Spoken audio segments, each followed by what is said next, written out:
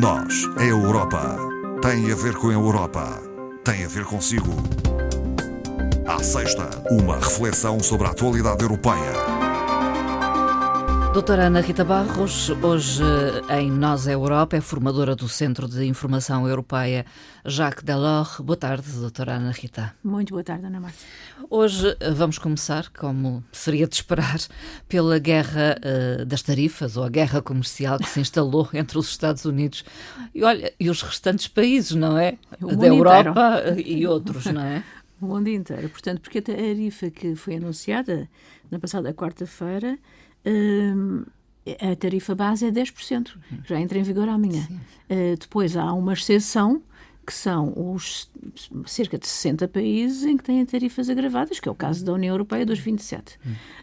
De referir, para começar, que não deixa de ter algum interesse analisarmos que o Reino Unido não aplicou as tarifas agravadas. Portanto, isto às vezes quer dizer muito, mas coloca de facto o comércio mundial numa situação de há um século a esta parte. Sim. Com a depressão dos anos 30, salvo as devidas comparações, porque em termos médios vai agravar as importações acima da taxação de 20%. O que é extremamente elevado. É o máximo desde a depressão dos anos 30 do século passado. Podemos estar perante outra depressão? Os analistas e o Banco Central Europeu defendeu isso, dizem que estamos numa estagnação. Além da subida de preços, portanto, são duas variáveis completamente incompatíveis, que é o aumento da inflação, logicamente, vai recair sobre os consumidores, e a estagnação do crescimento económico.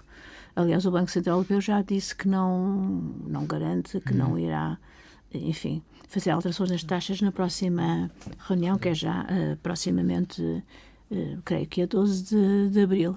A Reserva Federal Americana, para já, não vai mexer nas taxas de juro. Mas o que nós notamos é que a agressividade superou todos os rumores que eram passivas. Sim. Portanto, os 10% não estão em vigor já amanhã e, segundo a administração norte-americana, as outras taxas diferenciadas para alguns países entram no dia 9, parece-me, que é o anunciado. Portanto, o presidente americano exibiu uma lista, orgulhosamente, uma lista, onde, para além dos 27 países da União Europeia, taxados com 20%, também abrange a Índia, só para citar alguns, com 26%, a China com 34%, o Vietnã com 46%, o Japão com 24%, a Coreia do Sul com 26% e a Suíça com 31%. Portanto, é uma aplicação genérica. E o que vai incidir sobre o quê? Sobre muitos produtos, entre os quais os farmacêuticos, e madeira, microprocessadores, automóveis, etc. Nos casos farmacêuticos, o que é que atinge? Principalmente 2 Estados europeus, os mais exportadores de medicamentos e componentes. A Irlanda e a Dinamarca, portanto, não é por acaso. A Dinamarca até dá jeito a esta agressividade tarifária, não é? Por causa da Groenlândia. A Alemanha também acaba por ser atingida gravemente por causa desse setor. No sector automóvel, sim. Que já não estava numa situação muito folgada e, portanto, vê-se nitidamente agravado com estas medidas. As exportações alemãs e francesas para os Estados Unidos são elevadas em termos do sector automóvel. Esta é uma política protecionista por parte de Donald Trump. O contrário daquilo que surgiu da Grande Depressão dos anos 30, que foi exatamente a globalização e a prosperidade e o comércio internacional. Portanto, não é comparável com os anos 30, é muito pior. Porquê? Porque o peso do comércio internacional nas economias dos países hoje em dia é muito mais elevado do que era há 100 anos a esta parte. Portanto, esta política comercial que os Estados Unidos pretendem, protecionista, restritiva, asfixia a economia, o investimento, a contratação e os mercados financeiros, como nós vimos ontem, as bolsas a responderem literalmente a isso. Aliás, os próprios analistas norte-americanos dizem exatamente isso, que os efeitos inflacionistas internamente vão ser muito rápidos. Há críticas, no fundo, de todos os quadrantes e como é que vai ou deve reagir a União Europeia? Anunciando medidas, claro, para além daquelas que já anunciou, veremos. Não há ainda medidas muito claras, mas tem que haver uma contraparte nesta matéria. A Presidente diz, como há bocadinho afirmamos, está sempre aberta a negociações. Veremos quais são as contrapartidas, porque a exigência pela parte de Donald Trump é elevada. Portanto, se tem que ser uma oferta fenomenal para conseguir a negociação, enfim.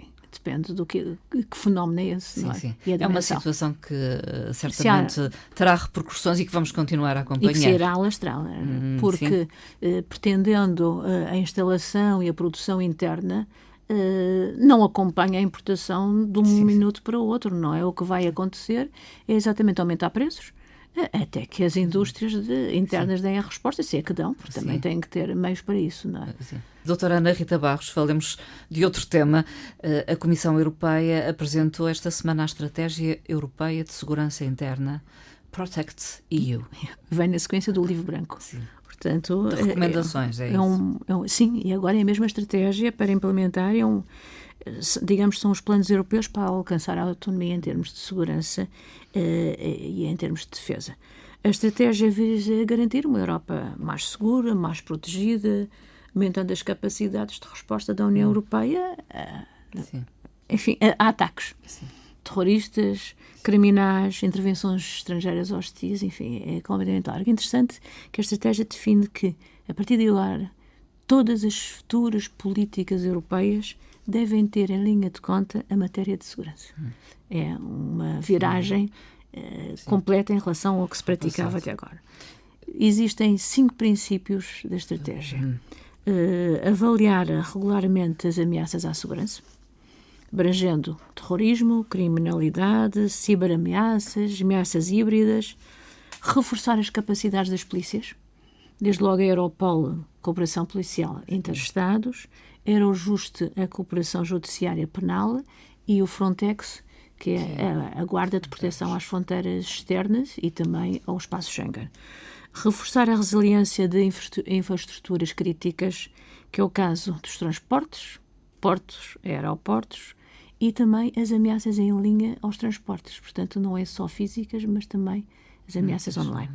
Combater o terrorismo e modernizar as matérias em termos de regras de criminalidade, e a reforçar o acordo destas polícias com países terceiros que não nos sejam hostis, claro, para garantir a prioridade que é tornar a Europa cada vez mais segura numa situação geopolítica que é completamente volátil. É preciso ver o seguinte: além das cimeiras que nós temos visto com os vários decisores políticos, é preciso que o cidadão, e principalmente o cidadão eleitor, se aperceba destas medidas, porque as medidas em termos de segurança e defesa, como nós sabemos, em termos de orçamento, vão ter repercussões noutras áreas. Portanto, se nós aumentamos num lado, não é elástico, o orçamento não é elástico, vai haver áreas que vão ser menos contempladas. E é preciso que os nossos decisores políticos consigam transmitir ao cidadão exatamente esse possível descontentamento, conciliando segurança com as expectativas criadas. A Europa foi criada como um projeto com uma base de cooperação económica, assente na paz, só que agora, para mantermos a paz e os valores, temos que levar a sério a segurança e a defesa. Há um preço a pagar por isso e nós temos que explicar às pessoas, a todos nós, o que é e vem. Falemos de uma primeira lista de projetos estratégicos que a União Europeia também divulgou agora. A União Europeia é muito dependente em termos de países externos destas matérias. Que matérias é que são essas? Podemos aí dar aqui uns exemplos. Desde o níquel à grafite, passando pelo lítio, pelo boro, pelo cobre, pelo cobalto, pelo magnésio, portanto, muitas delas utilizadas até em termos de saúde. E, portanto, o que é que se pretende é que a Europa seja mais autónoma em termos desta matéria. Foi publicado o ano passado, em maio, um regulamento das matérias-primas críticas, que entrou em vigor nessa data, e que define as metas até 2030, e que são A extração das matérias-primas a nível europeu, 10%, produção, 40% e reciclagem, 25% destes materiais. Não é fácil de atingir. E estes 47 projetos são um passo, vão desde Portugal à Finlândia. Sim, Portugal também tem projetos. Tem 4 projetos. Sim. Não são todos os Estados-membros, não são os 27 que estão nesta primeira fase. São 13 dos 27 Estados-membros. O objetivo é diversificar a cadeia de abastecimento e diminuir a nossa dependência externa. O conjunto dos 47 projetos engloba um investimento de 22.500 milhões de euros. Localizam-se, como dissemos, em 13 Estados-membros. No caso de Portugal, são alguns projetos, alguns antigos que nós já ouvimos falar, do lítio. Sim. Portanto, são 3 projetos no norte de Portugal, aquele do lítio de Barroso. Do lítio, sim. E tem um no Alentejo, no caso português, que é de cobre. Os projetos vão beneficiar de licenciamentos com prazos reduzidos. Normalmente estes projetos têm entre 5 a 10 anos até para aprovação, e alguns mais vão reduzir os prazos, procedimentos administrativos bem simplificados, e terão também um estatuto prioritário no que se refere à concessão de financiamento. Vejamos se isto se conjuga e concretiza na melhor das intenções, sim, né? sim, Veremos. Sim. Vamos falar de dados do Eurostat em relação à inflação na zona euro. O que é que nos dizem esses dados? Baixaram de fevereiro para março, relativamente ao mesmo período do ano anterior, portanto são dados homólogos. Sim. A composição de preços indica-nos que a inflação da zona euro deverá situar-se em março em 2,2%, mas o maior acréscimo do nível de preços ocorreu nos serviços, com 3,4%, nos produtos alimentares não transformados, com 2,9%, e o que é que fez reduzir então isto para a média de 2,2%? A redução dos preços da energia. Portanto, entre março de 2024, comparativamente agora com março de 2025. Onde é que os preços, o nível de preços, a pressão é maior? Nos países de leste, mais perto da zona de conflito, como não podia deixar, desde a Eslováquia à Croácia, passando pela Estónia, portanto toda aquela linha. Onde é que são mais baixos? Portugal não é dos mais baixos, mas também não está, está na segunda posição, digamos. Portugal tem 1,9%. Não é muito mau. O Luxemburgo e a Irlanda são onde 1,4% se verificaram os níveis mais baixos da inflação. Talvez daqui a um mês ou dois não possamos estar a dizer isso relativamente aos dados mais recentes. Poderá e bastante. Vamos ainda falar do Discover EU, que avança, são passos para viajar pela Europa destinados a jovens. Sim, jovens nascidos entre 1 de julho de 2006 e 30 de junho de 2007, passo gratuito de comboio. Sim. Para 30 dias, quem reside na região tem um apoio especial na viagem por causa de avião, sim, da descontinuidade territorial, viagem de avião. Esta iniciativa foi lançada em 2018, integra o programa Erasmus+, nosso conhecido, e além dos 27 Estados-membros, engloba também a Islândia que hoje declarou que se quer aproximar em termos de segurança da Europa. A Islândia nunca quis integrar o espaço europeu e agora, por razões de segurança, está a prever fazer essa integração.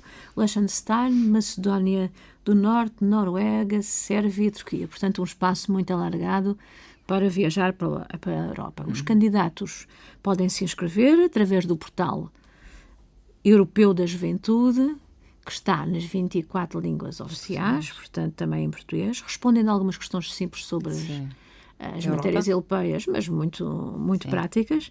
E a presente frase, que a União Europeia chama de primavera, encontra-se aberta até ao próximo dia 16 de abril, ao meio-dia, hora da Europa Central, portanto em Bruxelas, menos uma hora aqui na Madeira e no continente. Portanto, o melhor é os jovens pensarem no dia 15. Os participantes recebem simultaneamente um cartão que dá descontos noutro tipo de transportes terrestres, sem ser o comboio, e na alimentação, no alojamento, onde existe um protocolo, recebem depois essa indicação. Podem viajar sozinhos ou podem indicar que querem viajar em grupo, indicando de facto quem são os parceiros com quem querem partilhar esta aventura. Falemos da consulta pública que está a decorrer sobre bioeconomia. A bioeconomia são a utilização de recursos marítimos e terrestres para produzir materiais e energia. No fundo, vai desde a reciclagem a novos produtos.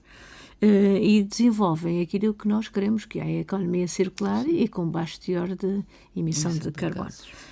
A nova estratégia vai entrar em vigor este ano, até o final de 2025, e, portanto, está em consulta os interessados nesta matéria, aqueles que querem participar nas decisões europeias. Podem pronunciar-se. Podem pronunciar-se até o dia 23 de junho, abrigo no dia 31 de março, mas está aberto até 23 de junho próximo.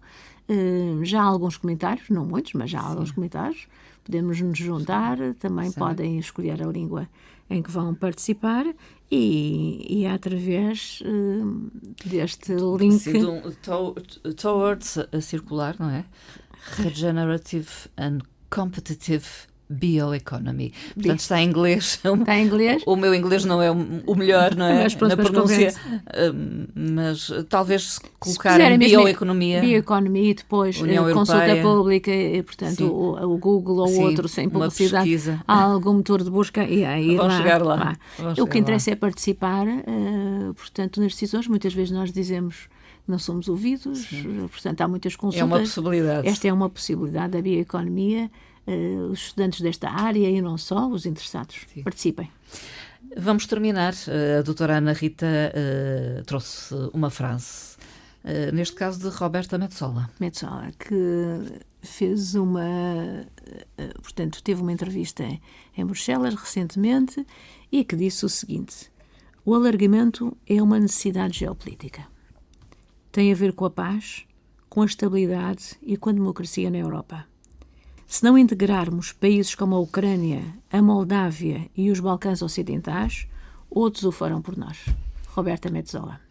E assim concluímos esta nossa conversa, doutora Ana Rita Barros. Voltaremos a encontrar-nos mais à frente. Obrigada, Ana Marta. Obrigada. Até uma próxima. Obrigada.